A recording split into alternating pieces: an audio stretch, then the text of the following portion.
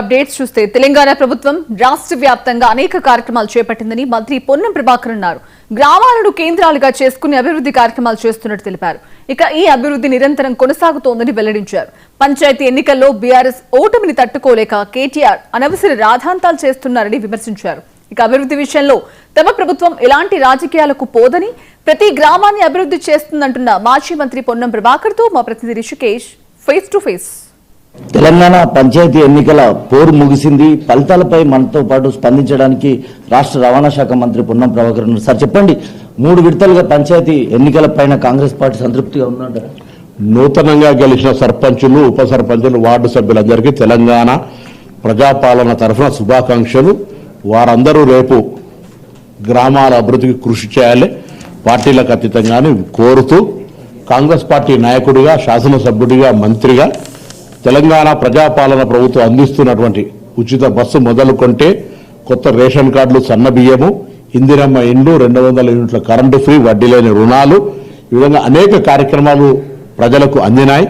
రోడ్లు తదితర అనేక ఉద్యోగ నియామకాలతో సహా. కాబట్టి ప్రజలు అత్యధికంగా కాంగ్రెస్ పార్టీ సానుభూతిపరంగా గెలిపించినారు. ఈ అభివృద్ధి అనేది నిరంతర ప్రక్రియగా గ్రామాలనే కేంద్రాలుగా చేసుకొని ప్రజాపాలన ప్రభుత్వం ఒక నిర్దిష్టమైన ప్రణాళికతోటి త్వరలోనే వాటికి సంబంధించినటువంటి అభివృద్ధి విషయంలో కూడా ఒక స్పష్టత తీసుకొని ముందుకు పోతాం. పూర్తిగా 6 గ్యారంటీలు అమలు చేయలేదు, కాంగ్రెస్ పార్టీకి ఇది చెంపపెట్టు లాంటి తీర్పు ఇచ్చారని కేటీఆర్ చెప్తున్నారు. సార్ వాళ్ళకు చెంపపెట్టు, మాకేం వీఆర్ కంఫర్టబుల్, గెలిచినాము, మేము నియంతృత్వంగానో లేకపోతే ఎవరు గెలవద్దనో అనుకోలే. ప్రజాస్వామికంగా ఎన్నికలు జరగాలనుకున్నాం, ప్రజాస్వామికంగా ఎన్నికలు జరిగినాయి. తప్పకుండా మేము మెజార్టీ 80% పైన సర్పంచ్ స్థానాలు గెలిచినాం. భవిష్యత్తులో 100% అభివృద్ధి చేస్తాం. రాజకీయ వివక్ష ఏమి చూపెట్టము. సర్పంచులకు సంబంధించి అటువంటి అపోహలు అవసరం లేదు. గతంలో వాళ్ళు చేసినటువంటి పద్ధతిని మేము అవలంబించాం. సార్, కేబినెట్ సాక్షిగా హైదరాబాద్ ల్యాండ్స్ విషయంలో ఇన్సైడ్ ట్రేడింగ్ జరిగింది, 5 లక్షల కోట్ల వరకు స్కామ్ చేశారు, కేబినెట్ అప్రూవల్ ఇచ్చిందనే స్థాయిలో మాట్లాడారు. అవగాహన రాహిత్య మాటలు సబ్ కమిటీ దాని మీద మంత్రివర్గ ఉపసంఘం అనేక సందర్భాల్లో చర్చలు చేసి దాని మీద చాలా స్పష్టత ఇచ్చింది. ఇంకా స్పష్టత కావాలంటే వాళ్ళు ఆర్టీఐ కింద కూడా తీసుకోవచ్చు, వాళ్ళు ఏ విధమైన ఎంక్వైరీ కూడా ఆదేశించుకోవచ్చు. సార్, రామన్న పేరుతో ఉండడం వల్లనే ఈ MNREGA స్కీమ్ ను రాద్ధాంతం చేస్తుంది కాంగ్రెస్ పార్టీ అని బీజేపీ చెప్తుంది. బుద్ధి ఉండాలి కదా, కొత్త పథకం పెట్టుకోండి. ఎవరద్దంటుండు? మహాత్మా గాంధీ కంటే వేరే గొప్పలు ఎవరు? మేము దాని పేరు ఎవరి పేరు పెట్టుకుంటాం, ఎక్కడ ఏం కొత్త పథకం పెట్టుకుంటే మాకే అభ్యంతరంలే. మహాత్మా గాంధీ అంటే మీకు గిట్టదు, గాడ్సే భక్తులు మీరు.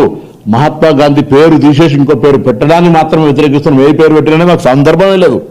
మహాత్మా గాంధీ పేరు ఎట్లా తొలగిస్తారు? స్వాతంత్ర జాతిపిత అంటే జాతిపిత పేరు తొలగిస్తారా? ఎట్లాంటి యాక్షన్ తీసుకోబోతున్నారు అంటే ముందట మీ ప్రణాళిక? మొండి మూర్ఖపు ప్రభుత్వం, అధికారం బలము మదం ఉందని మారుస్తుండొచ్చు. కాంగ్రెస్ అధికారంలోకి వస్తే మహాత్మా గాంధీని తిరిగి గౌరవించుకుంటాం. సార్, రేవంత్ రెడ్డి 2 సంవత్సరాల కాంగ్రెస్ పాలనలో మీతోనే ఉన్నారని భావిస్తారా సార్? 100% రేవంత్ రెడ్డి గారి నాయకత్వంలో మొన్ననే హుస్నాబాద్ కూడా వచ్చినారు. మా నియోజకవర్గంలో అనేకమైనటువంటి చిరకాల వాంఛ ప్రజలకు సంబంధించి పరిష్కరించుకుంటాం, అభివృద్ధి చేస్తాం. ఇది మొత్తంగా పంచాయతీ ఎన్నికల తీర్పు కాంగ్రెస్ పార్టీకి పూర్తి స్థాయిలో ప్రజలంతా సంతృప్తికరంగా ఉన్నారని, సబ్ కమిటీ నివేదిక అవగాహన లేకుండానే బీఆర్ఎస్ హైదరాబాద్ ల్యాండ్స్ పైన విమర్శలు చేస్తుందని, MNREGAకు సంబంధించి ఉపాధి హామీ పేరు మార్చడంపై తీవ్రంగా మండిపడ్డారు పొన్నం ప్రభాకర్. కెమెరా పర్సన్ రహీంతో రిషికేష్, 99 టీవీ, హుస్నాబాద్ నుంచి.